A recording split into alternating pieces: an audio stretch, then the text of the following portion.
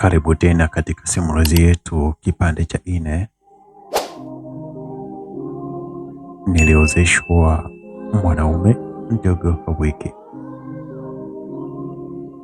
Tabu anayasema aliyokuwa akipitia katika maisha yake kila wakati katika ndoa yake. Ungana nami tena, hiki ni kipande cha 4. Hakikisha tu una like, una share, kisha unatoa maoni yako, bila kusahau kusubscribe. Nikukumbushe pale tulipokuwa tumeishia kipande cha 3 ili tuingie cha 4. Anasema, basi baba akanibeba na baba mkwe mpaka kwenye gari la baba mkwe akanipakia.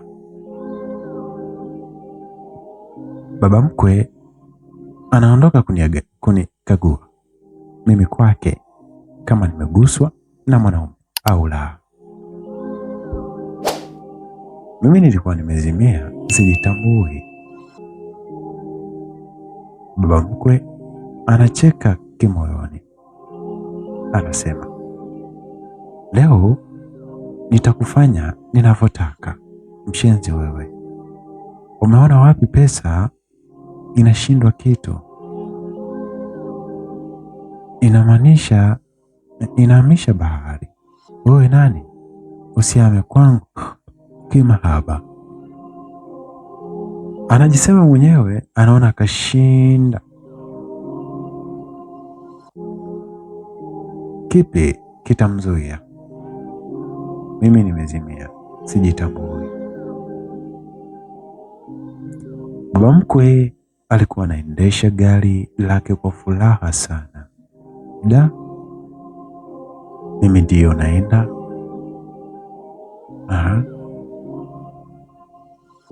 Kubaku na baba mkwe yani. Hapo ndipo tulipokuwa tumeishia. Je, ni kitu gani kilikuwa kimetokea mbeleni? Basi endelea kuwa na Mfahamu TV Online. Tunaanza kipande cha 4. Lakini kwa wale wapenzi wafuatiliaji wa simulizi zaidi, unaweza tu ukasubscribe ili kila simulizi nitayoposti uweze kuipata. Unaweza kutufollow mitandao ya kijamii Instagram, TikTok, pia na Facebook mfahamtv.online. Kwa kufanya hivyo utakuwa umenisupport pakubwa sana. Mwenyezi Mungu akubariki mwaka huu 2026. Tuendelee kuwa pamoja. Mungu awe nawe. Amina. Twenzetu.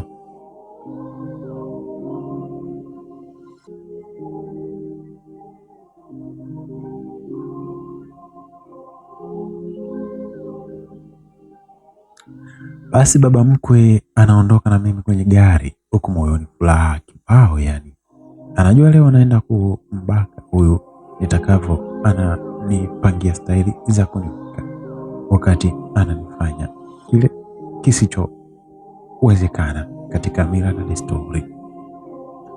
Kumbe AC ya gari inavyonipuliza ndio inazidi kunipa nguvu ya kuamka. Yeye ajui. Baba mkwe akafika mbele, akapita barabarani na taa nyekundu. Sasa trafiki wakampiga mkono gari aweke pembeni. Akaliweka mbele ya gari nyingine ambazo zimepita na taa hiyo nyekundu. Kama yeye sasa, yeye akashuka aende kumwambia trafiki kuwa anaye mgonjwa kwenye gari, ndio maana kapita na taa nyekundu. Kitendo cha yeye kushuka kufungua mlango, hakufunga.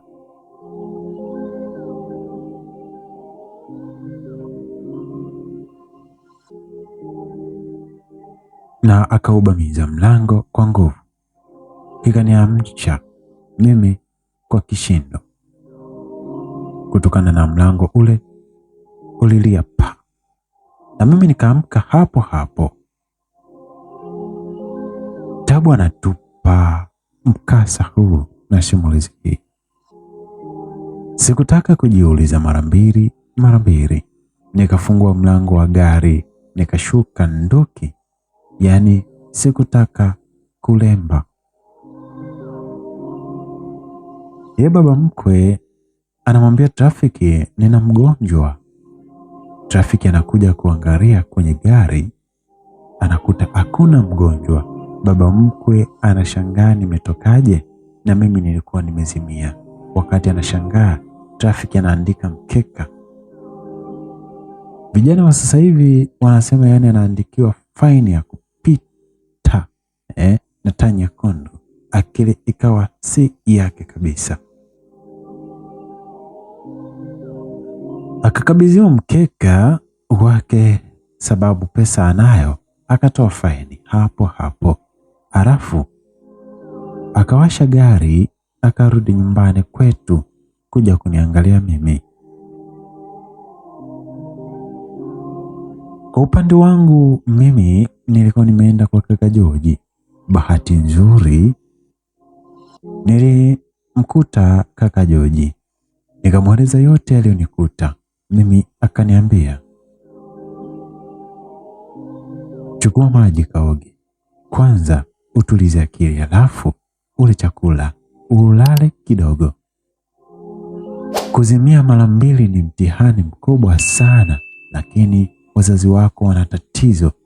Japo mama yako kashaanza kuona mwanga wa ukweli, lakini wazazi wako walikukosea sana kwenda kukuozesha kwa mwanaume jogoo au wiki.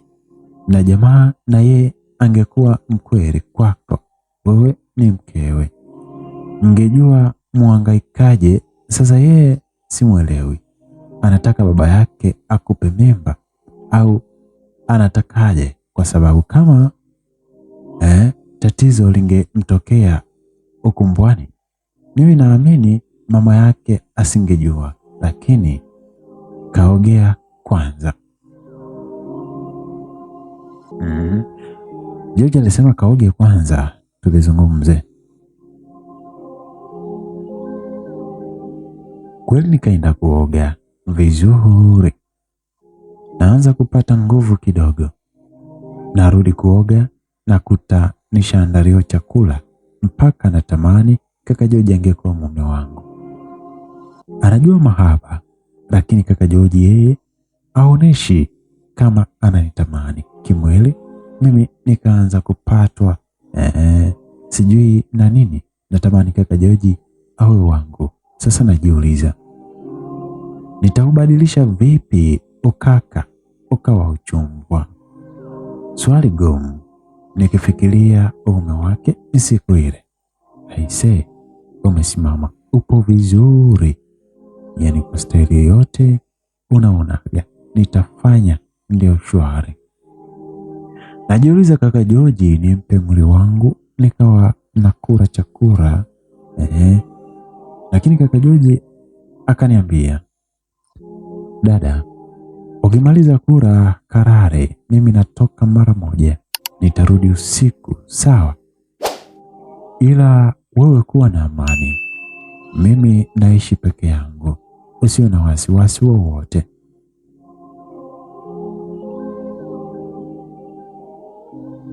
Tabu anasema, basi kaka George aliondoka, mimi nikajitawala kama nipo kwangu. Moyoni nisikie raha sana kauli yake ya yeye yupo peke yake. Moyoni nikasema basi tutakuwa wawili. Nikajiapiza mwenyewe, kama wazazi wangu wameniwezesha kwa mwanaume jogoo hawiki, mimi nitajitongozesha kwa mwanaume shababi. Ikiwezekana niombe talaka kule, nikate mti nipande mti, maisha yaendelee. Tabu ndio mawazo yake. Anasema upande wa baba mkwe, alipofika pale nyumbani, mama akaamka, baba ndio kampepea mpaka akaamka, kawakuta wanaongea. Mara baba mkwe amekuja kusema kwamba mimi nimetoroka kwenye gari. Mama akashtuka kwanza, akasema, umemdondosha mwanangu au unataka uniambie umemdondosha mwanangu au vipi? Baba akasema, wewe mke wangu usitake tuanze tena ugomvi, ngoja aseme ametorokaje tujue. Baba mkwe akasema jinsi ilivyokuwa, ukweli wote. Baba mkwe akasema, nimejua hapo upepo ndio ulimuamsha na wewe ulivyoshuka yeye ndio kaondoka. Basi hilo halina shida, huyu atarudi tu, atakaa wapi? Hapa ndio kwake. Mama akawa anasema, sasa mwanangu atakuwa kaenda wapi? Akaanza kutoka kwenda kunitafuta mtaani kama mtoto mdogo. Mama anafika hatua ananiita jina langu kama anamwita mtu yupo mbele yake, mpaka mama wenzio wakasema ndio shida ya kuzaa mtoto mmoja kama roho. Sasa muone anavyomwita mwanae, utazani anamwita mtoto mdogo, kumbe anamwita mama mzima. Kachelewa kuzaa lakini kaolewa. Si unajua maneno ya Uswahilini sio mchezo tena, wa mama hawa wanaoshinda na kivuri kiki ama wanaona nacho si mchezo, wana maneno bara. Yani wale wa mama kwenye kimvuri kikiisha kimvuri wanahama nacho hadi ndani kuongelea umbea na Uswahili wao. Mama karudi nyumbani kutulia, akawakuta baba na baba mkwe. Mama akifikiria na wao wameenda kunitafuta, kumbe wameenda kunywa pombe. Mama ajui yeye wazo lake, baba nawaza kama anavyowaza yeye juu yangu. Kumbe baba nawaza mimi nimeenda kwa jamaa aliyemsaidia mama, na kweli wazo lake lipo sahihi. Sema yeye anawaza nini? Eti yule ni bwana wangu. Hapo ndipo alipofeli.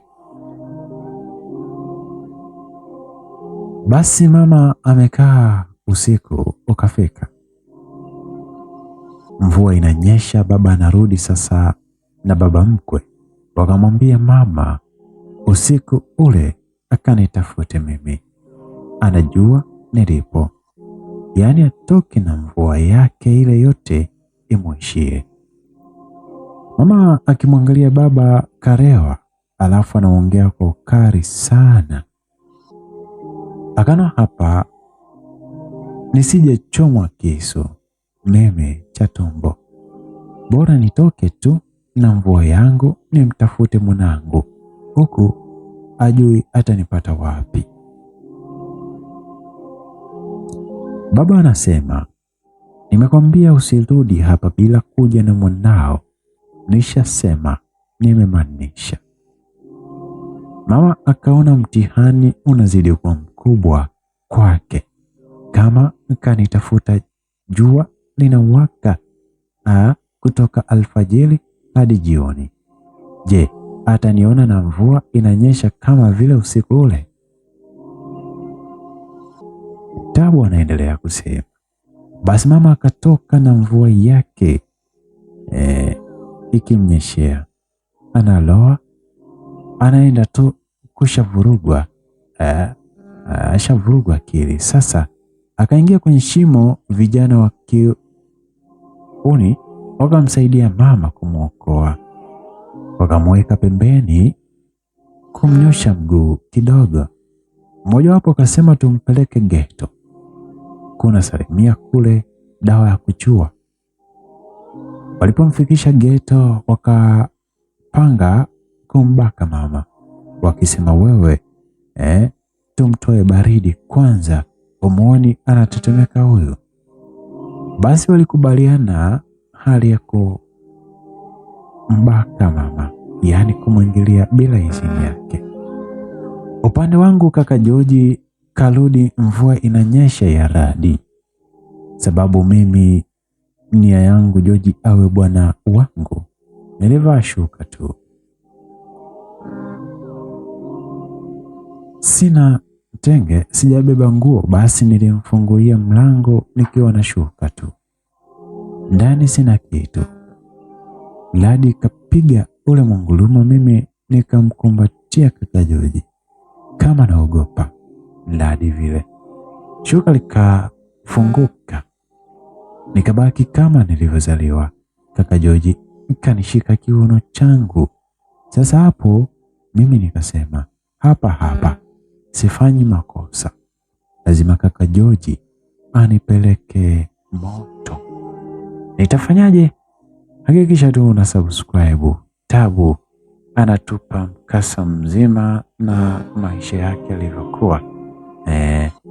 Anayo mengi ya kutuelekeza kuhusu Lil, maisha alivyoozeshwa na mwanaume Jogoo wiki.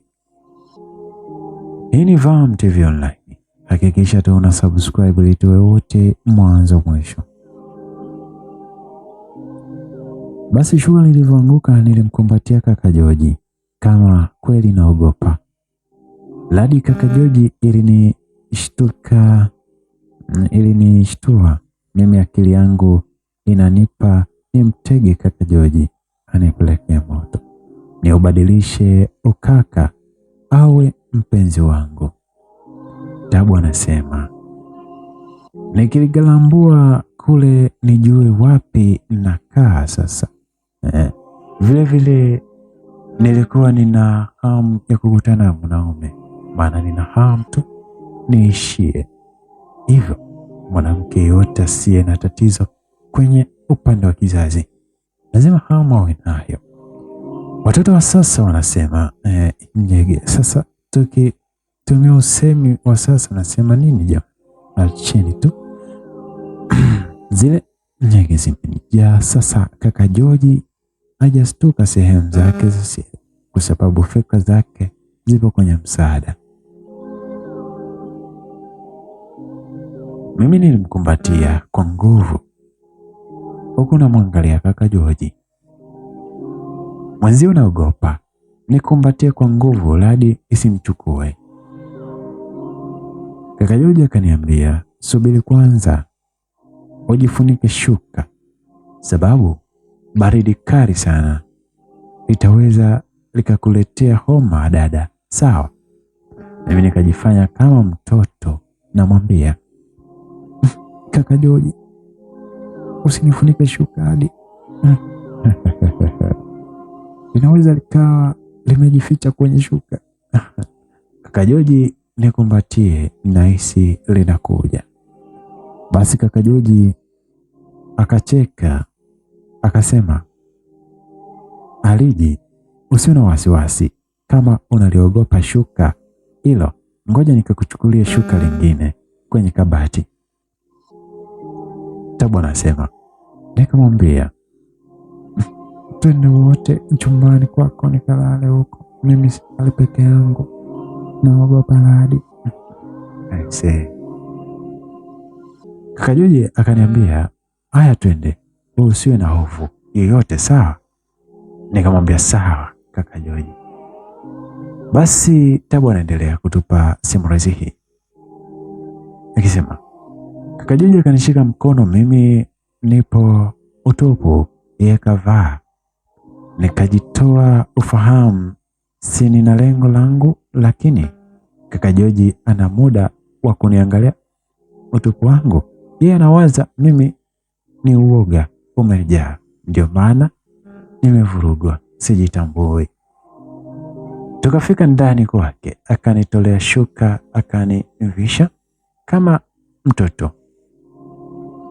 Umemaliza kumuogesha, unamvisha tenge, unamfungia tenge nyuma ya shingo, Akaniambia, panda kitandani ulale, sasa mimi naenda kuoga. Tabu anasema, nikamwambia, usikii baridi mpaka unaenda kuoga na mvua yote hii? Akaniambia, yeye hawezi kulala pasipo kuoga. Basi George akaenda kuoga. Tabu anajipanga namna gani ataweza kumshawishi Josefu ili watoke kwenye ukaka hadi kwenye upenzi wa chumba. Mimi nafikiria akija ni mwanzie vipi kumshawishi ili anekune pale linalo niwasha. Kwanza maana ni hamu ya mambo haya hatari mawili, kufanywa na ya kuachwa. Ya kufanya nifanye leo, kuachwa mambo ya kesho. Sasa leo nitafanya chini juu, lazima anifanye mimi mtoto wa kike. Nitajua ninamshawishi vipi kaka George mpaka aje tuwe wapenzi. Kaka George akarudi kuoga, amevaa suruali yake pamoja na shati. Nikamwambia, kaka George, naomba unipake mafuta mgongoni, nasikia kama baridi inaanza mgongoni na hisi nataka kutetemeka. So kaka George akaniambia, sawa, sasa ivae hiyo shuka kama unavaa kitenge ili nikupake mafuta mgongoni, sawa? Moyoni huyu Tabu anasema, moyoni nikasema kashaingia kwenye mtego. Sasa kwanza unaofuata hapa ni upesi, ni jambo la muda tu. Nikavaa kama kitenge, nikalala kitandani kifudifudi. Alafu nina kamzigo kidogo, japo wakiitwa wenye mizigo wasitoke mbele, na wakiambiwa wasio na mzigo watoke nje, sitoki nje. Yani mzigo wangu upo katikati, yani mzigo mnyashi ninayo ya kuvalia nguo yoyote. Natamba kama Waswahili wasema, raha jipe mwenyewe, kwani sifa nisijipe mwenyewe ninao bana. Tabu na jina lake anazidi kupata tabu, huku George hata kubali kuingia kwenye 18 zake. Endelea, hii ni Vam TV Online. Basi kaka George akafungua mafuta, akaanza kunipaka mgongoni taratibu, kaanza kwenye mabega, anasugua, anashuka kwa chini, mdogo mdogo. Jamani, naanza kusikia hari tamu huku nimefumba macho. Raha sijaipata kwa mume wangu jogo aweke. Unakaa na mume miezi 5, ujui uume wake yule mume, takataka kweli ya mume. Sasa huyu ndio kidume. Kaka George anafanya kwa ufundi mkubwa kunipaka mafuta. Mimi akili yangu ishakuwa inatamani mikono yake kaguse makario sasa. Kaguse nyashi yangu ili sisimue zaidi.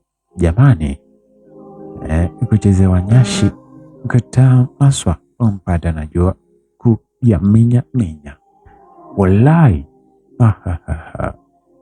Jamani, mikono ya kaka George inashuka taratibu taratibu, inakaribia kiuno. Moyo nasema, inakuaje ninapopataka sasa ikifika kiunoni? Sifanyi makosa. Lengo langu ni mtie kwenye 18 zangu, tutoke kwenye ukaka twende kwenye uchumba. Alipofika kwenye nyashi karibu, nitamwambia ukweli anipake na kwenye hiyo nyashi. Jamani, mimi nina hamu ya kufanya, sio chizi. Mwanamke aliyewahi kushikwa na hizo ugwadu anajua ninachokizungumza. Maana jamani, mwili unakuwa unahitaji mkono. Jamani, mikono inashuka hiyo. Tunakwenda upande wa pili, kwa wale vijana waliomsaidia mama. Upande wa mama, vijana wanataka kumbaka wote. Washakubaliana tumtoe ubaridi huyo mama. Sasa kijana mmoja anaitwa Spenko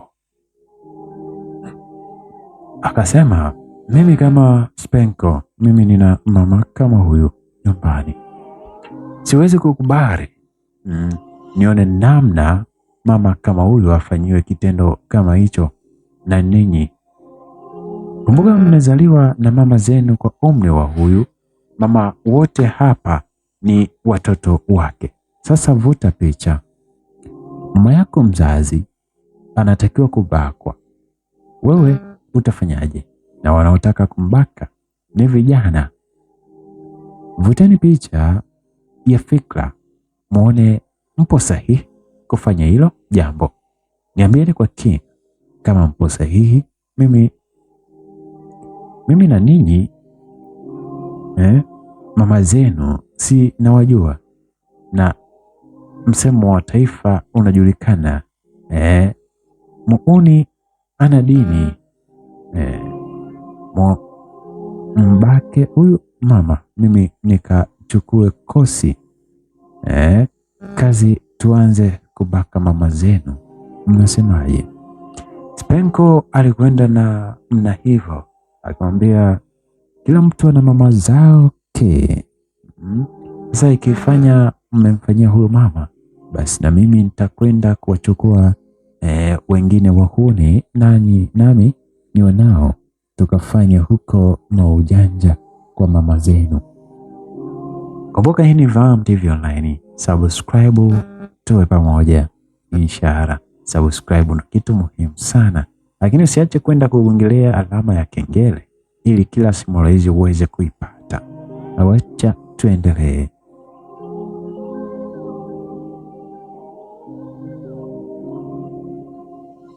Wote wakanyamaza. Mmoja wao akasema, Spenko, wewe mwanangu unazo akili sana. Umekaa ndani ya usemi wa Waswahili, fikiria kabla ya kutenda. Wewe umefikiria kabla ya kutenda. Mwanangu, mimi nakuunga mkono mazima. Huyu mama sio kumfanyia hivyo. Inabidi tujue kwa nini anatembea na mvua kubwa kama hii. Nini kimemsibu?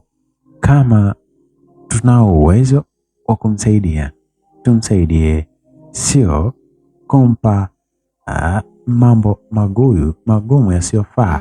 Yaani Spenko, sina la kusema zaidi ya kusema umenifumbua akili.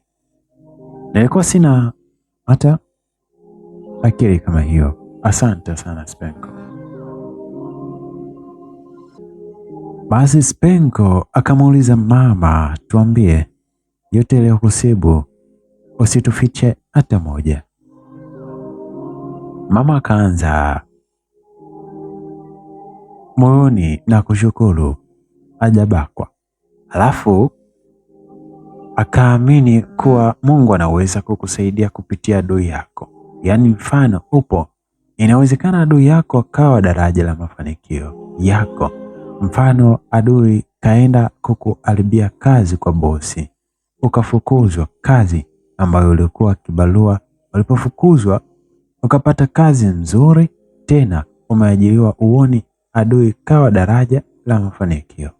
Maana ungeendelea kuwa kibarua kila siku kupita fitina zake. Umekaa unapostahili. Mama akasema, yote yangu ya baba mpaka wauni wakashikwa vichwa. Penko akasema, mama.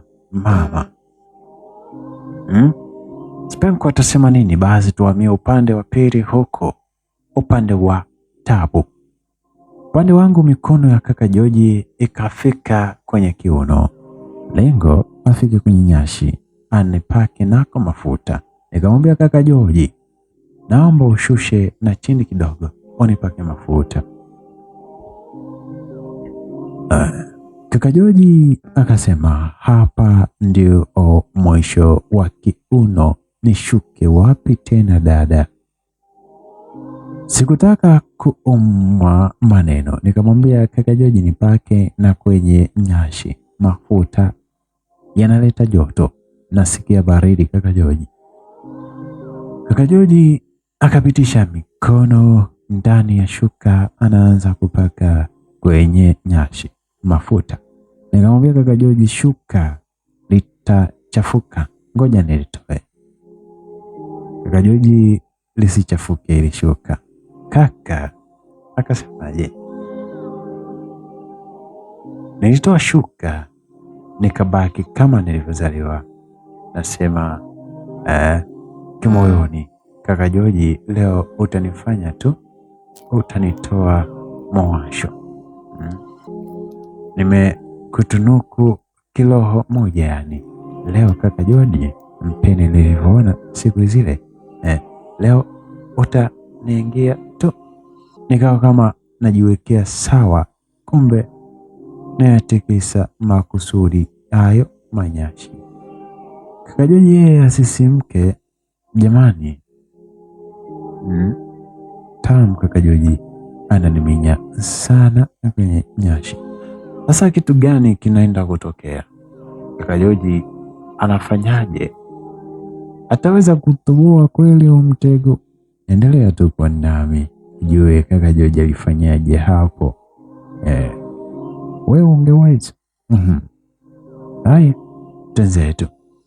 Kaka George aliendelea kumpaka Tabu mafuta kwenye nyashi.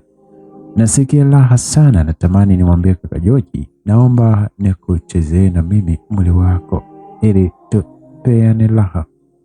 Lakini kimoyoni nikajikataza mwenyewe, itakuwa sio ustaarabu. Sasa kaka George nashangaa ananifunika shuka wakati mimi napanga nimwambie nigeuke anipake mafuta na kwa mbele ili aniguse mashavu yangu kwa bibi kama wasemavyo vijana wa zamani, sio wa sasa.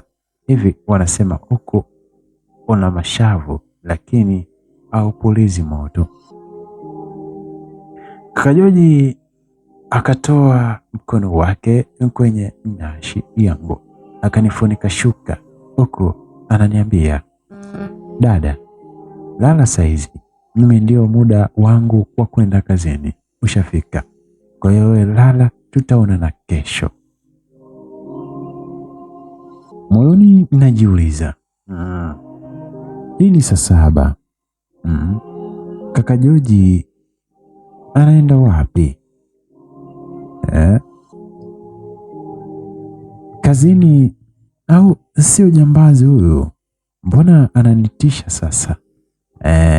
Huko ugwadu hamu yote ilikata hapo kwa mawazo ya kaka George. Kazi gani anaenda kufanya saa 7 usiku? George nikamwita, sawa nenda. Kaka George akaondoka kwenda kazini kwake. Mimi sijui kazi gani, mimi nalala tu usingizi sipati. Nafikiria tu, acha cha ajabu kikanishangaza zaidi. Hajaondoka na gari, alafu jinsi alipopita sasa sijui katokea mlango gani. Sijui katokea mlango gani, maana ilikuwa haonekani alipopitia. Sioni kama geti kubwa ilifunguliwa. Nikazidi kuvurugwa akili yangu. Sijui George anafanya kazi gani na nini na ni mtu wa aina gani. Wazo la kumtamani kimapenzi likakata. Sasa likawa wazo la kutaka kujua George ni mtu wa aina gani. Hatari. Na huku upande wa pili wa Spenko na mama yake Tabu. Upande wa mama Spenko akasema, mama, unajua kitu mlichokosea ninyi, mmempeleka ufukara wenu mbele kuliko heshima yenu, na wao wametumia njia hiyo kuzibua juu ya ujinga wenu uliowazunguka. Mmefanya kosa kubwa kumwozesha binti yenu kwa mwanaume jogoo au wiki. Unajua mama, ndoa inanogeshwa na mahaba. Mahaba yanaleta amani kwenye nyumba. Bila mahaba hakuna ndoa. Yaani mama, mahaba kikomo chake ni tendo la ndoa. Mtashikana mwishoni na maliza tendo la ndoa. Ndilo limepatikana neno hilo. Wanandoa ni mwili mmoja. Mwili mmoja unaunganishwa na tendo la ndoa. Ndio maana mwanamke anayependa mumeo hata akimwona anaumwa anamuuliza, mume wangu, unaweza ukafanya kidogo nikupe? Mama anajibu, ngoja nijaribu. Mume anajibu, ngoja nijaribu. Nikishindwa si tunaacha. Wakijaribu wanamaliza, kumbe mke anampa upendo na dawa kufanya mwili wake uende kasi. Japo ndoa nyingi za sasa hivi hazijaunganishwa na upendo, zinaunganishwa na mambo mengi sana. Nitakutajia baadhi.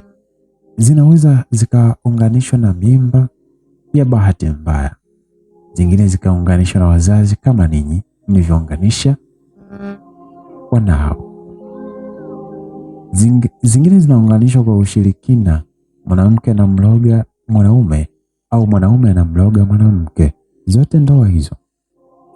Sasa ndoa ndani, mkishi mwanamke tendo la ndoa analichukia, yaani anaona kama adhabu, wakati wazee wa zamani wana kauli zao, ukikubali kuolewa usilale na chupi au wala na nguo au taiti ndefu mpaka miguuni, yaani hata mapaja uyaoni. Tuache hayo, turudi kwenye swala la kumtetea mwanao.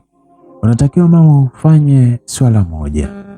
Spenko anaendelea kumwambia, swala lenyewe si mama na mwanao, lenu liwe moja lenyewe. Mwanao apewe talaka, hilo tu litamfanya mwanao awe na amani kwenye haya maisha. Bila hivyo, huyo baba mkwe atatembea na mwanao kwa mbinu yoyote ile. Tunajuana wanaume, mtu anaazima gari kwa ajili ya kumpata mwanamke yule, tajiri atawaazima watu wamteke mwanao, amfanye kama anavyotaka yeye. Ndio maana katumia neno nitamfanya kitu kibaya, alafu kwa dharau anaongea mbele yenu.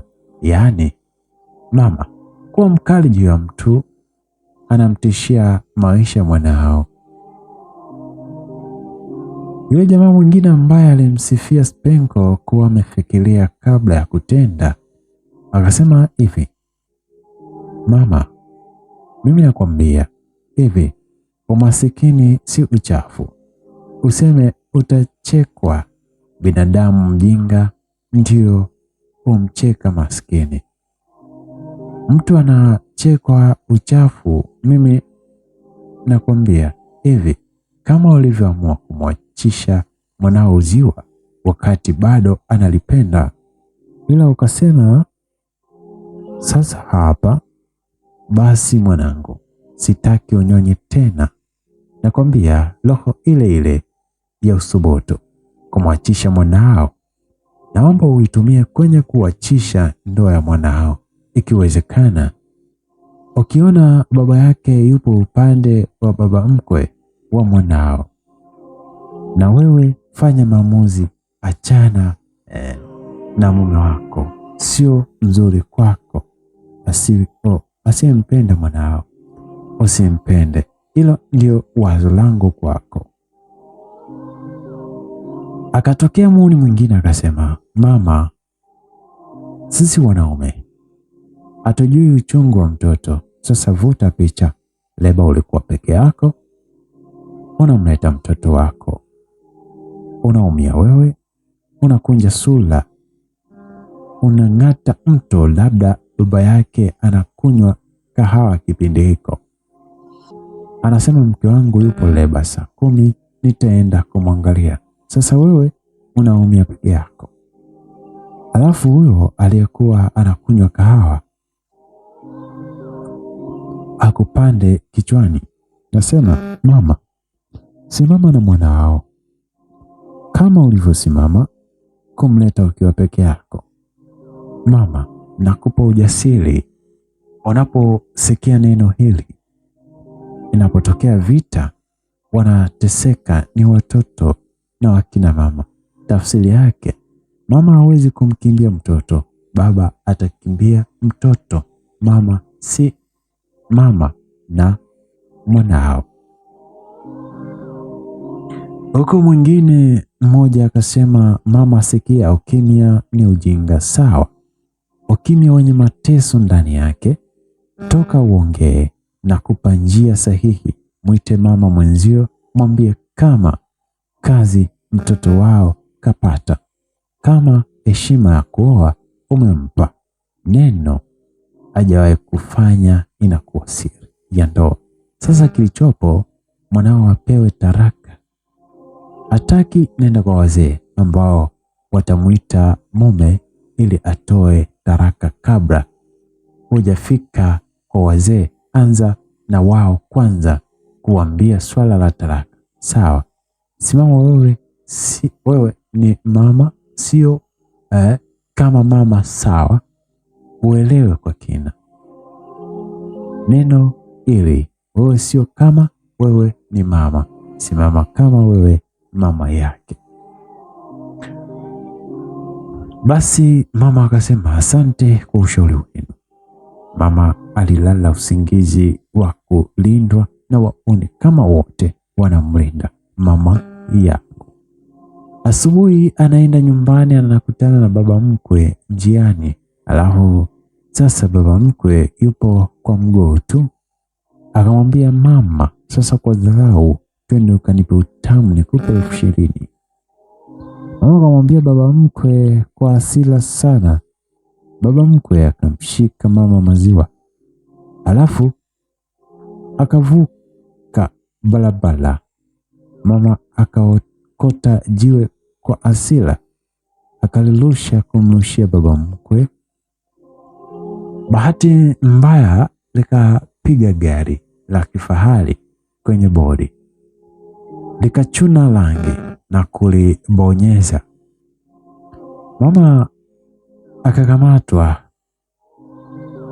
polisi. Mama akawekwa ndani mwenyewe, huku mwenye gari anataka matengenezo ya gari yake gharama 800,000 ya rangi kunyosha.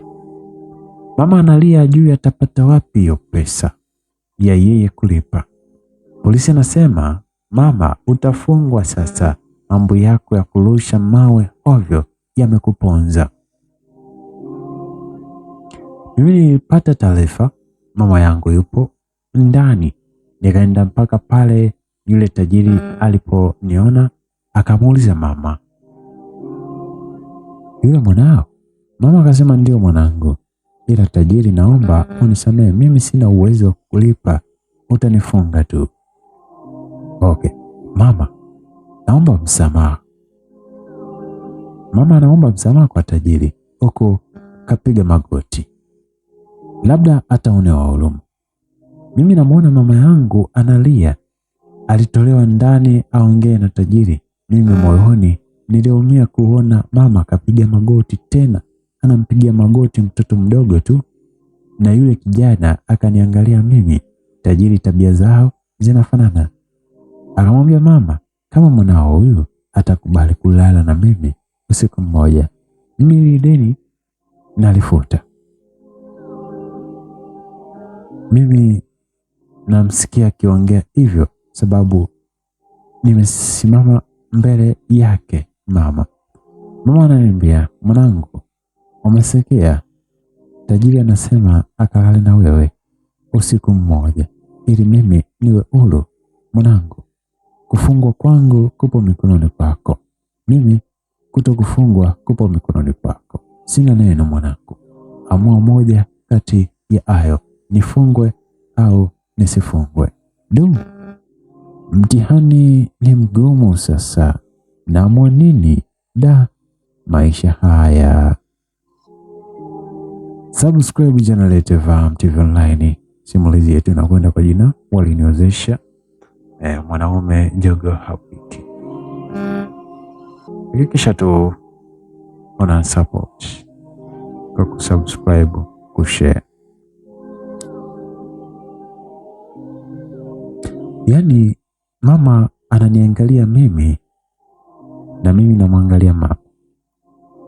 Mama machozi yanamtoka huko akisema, mwanangu, unafikiria nini juu yangu? Nikamwambia mama, ngoja dakika 2 na kupa jibu.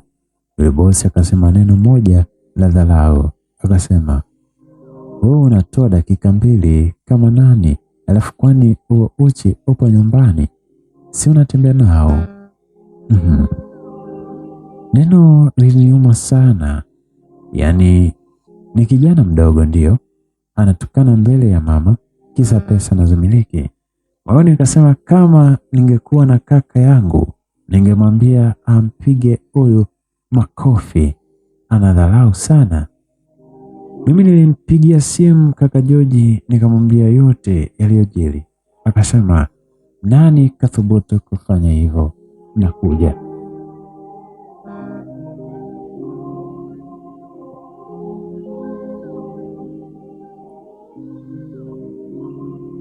Nikamwambia huyu mkaka anayesema akanilale mimi.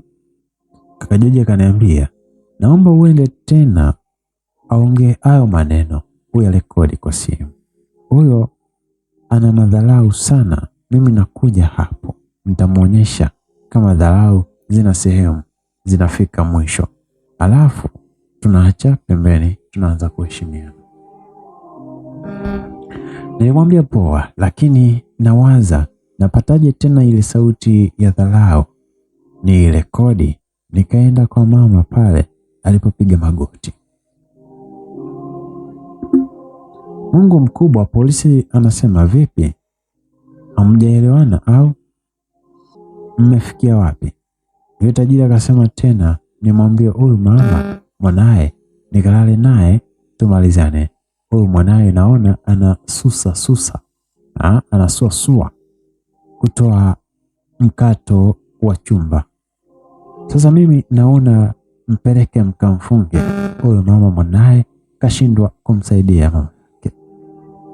Polisi anamnyanyua mama huku anasema huyu mwanao akili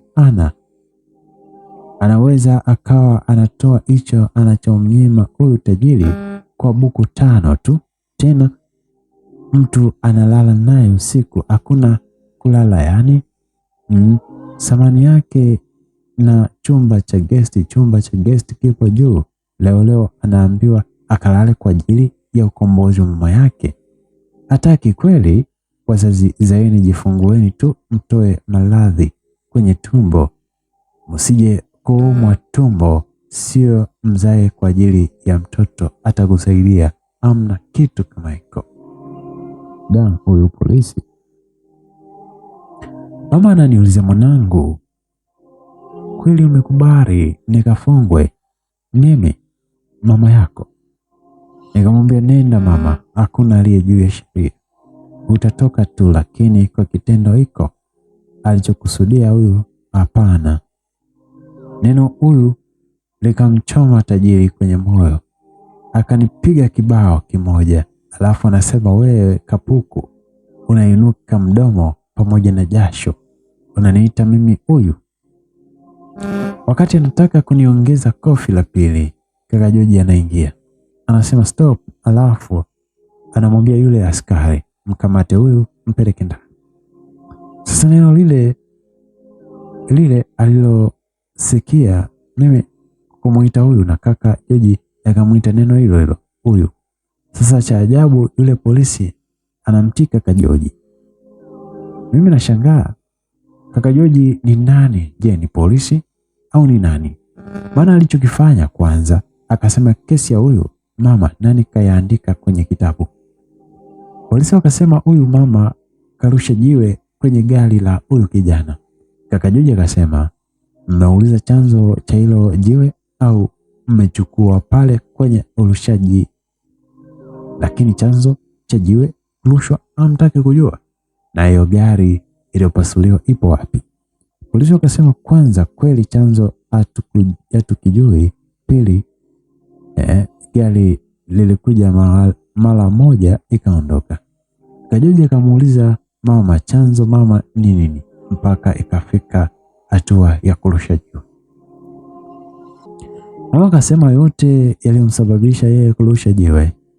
Kajoji akasema, unaona kwa kina, huyu uliyemshika mama yangu maziwa ni tajiri, ametumia wadhifu wa pesa yake.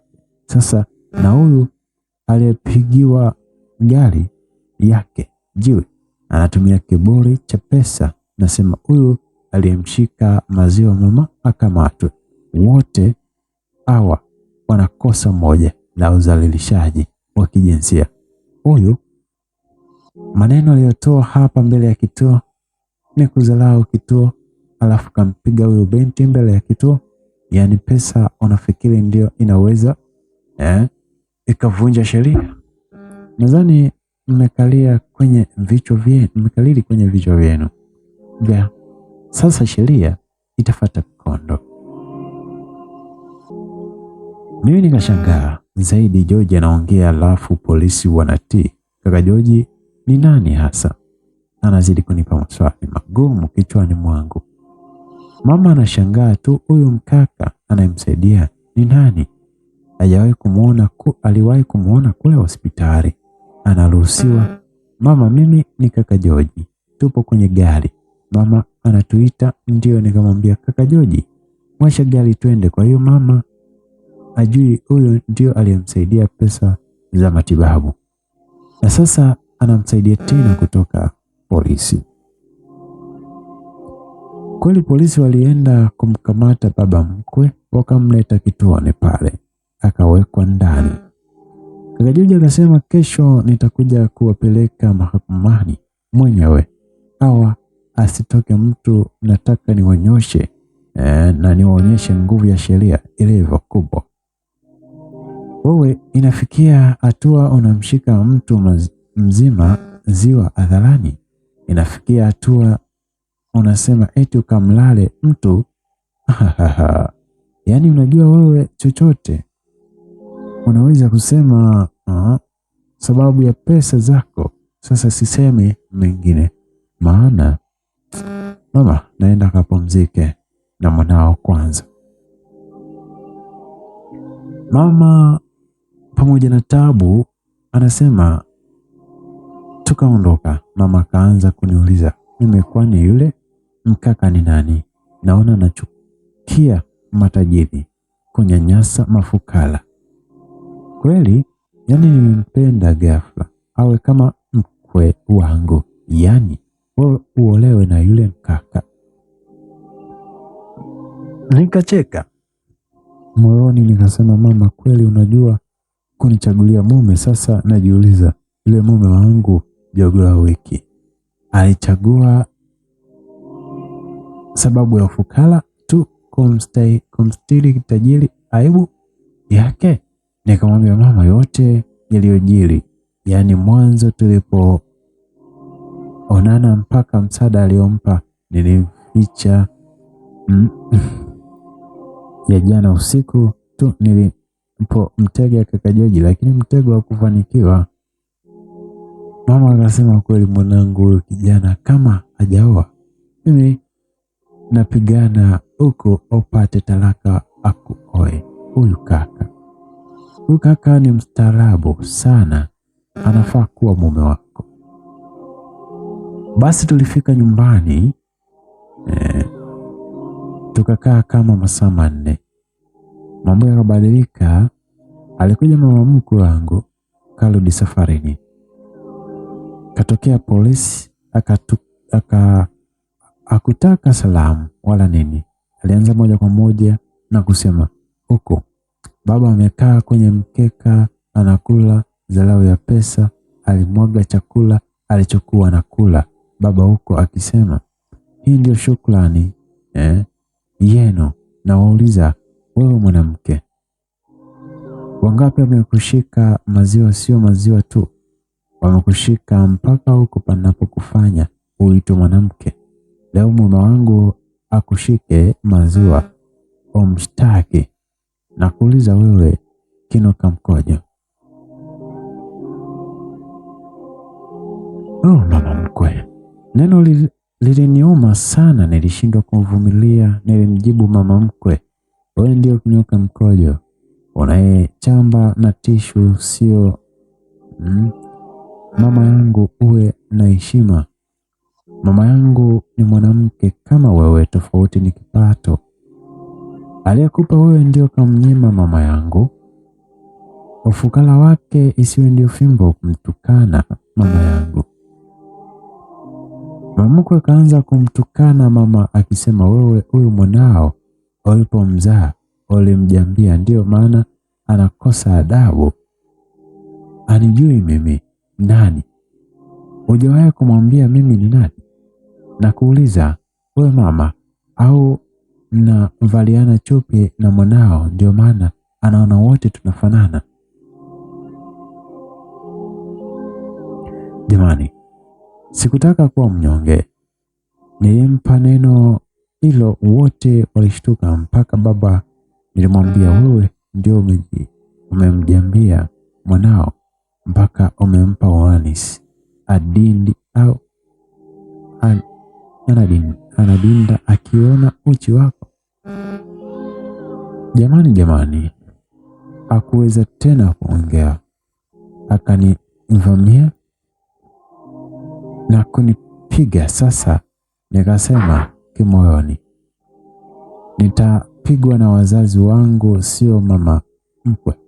Nilimshika vizuri blauzi yake, nikaitatua kwanza, alafu nikaanza kumpa vichwa, yaani kipigo juu ya kipigo. Bana, ilikuwaje katika kipigo hiko? Nani alishindwa kati ya mtoto na mkwe wake? Jambo moja ni kuhakikisha tu una subscribe channel ya Farm TV Online ili tujue kipande cha 5 tutaendelea vipi. Kumbuka tu kushare na marafiki, na huu ni mwaka mpya, so Mungu awabariki sana fans wa Farm TV Online katika upande wa simulizi. Mwaka 2026 tuna malengo mengi, lakini bila wewe sisi hatuwezi. Kwa hiyo uwe na heri njema ya kuishi maisha mazuri mwaka 2026, na tuwe wote zaidi na zaidi katika simulizi na pia katika vipindi mbalimbali. Na wakaribisha sana sana sana, pasina kuchoka. Nisaidie kushare kwa marafiki, share kwa ndugu, wasikilize simulizi nzuri ya kuelimisha hii. Waanze kipande cha kwanza, baadaye cha pili, cha tatu. Ni simulizi nzuri, na pia si hii tu, kuna simulizi nyingi ambazo ni nzuri nimeposti muda, so waweza kuzipitia ili tuendelee kusapotiana vizuri zaidi. Mungu awe nawe katika kila hatua ya maisha. Asante sana kwa kunitegea sikio lako. Mimi naitwa Vasco Sabile, ukipenda niite Mr. King Farm.